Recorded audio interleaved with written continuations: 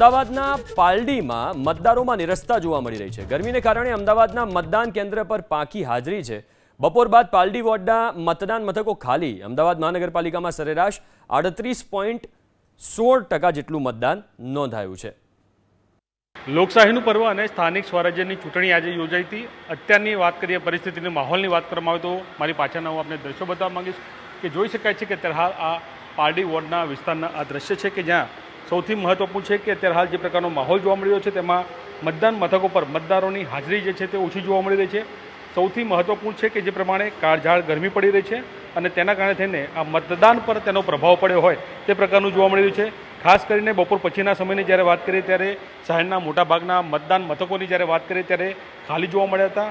સાથે સાથે મહત્વપૂર્ણ છે કે ગરમીના કારણે હવે મતદારોમાં પણ ક્યાંક ઉત્સાહ ઓછો હોય તે પ્રકારનું જોવા મળી રહ્યું છે।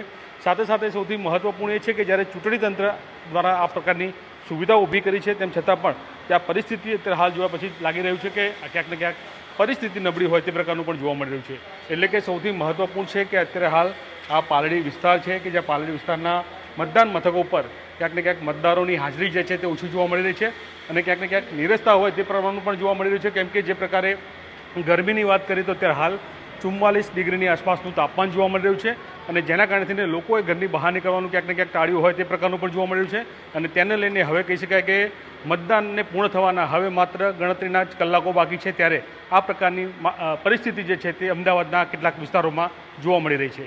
કેમેરામેન રાજ ભાવસાર સાથે અભિષેક સિંહ વાઘેલા, ABP અસ્મિતા, અમદાવાદ।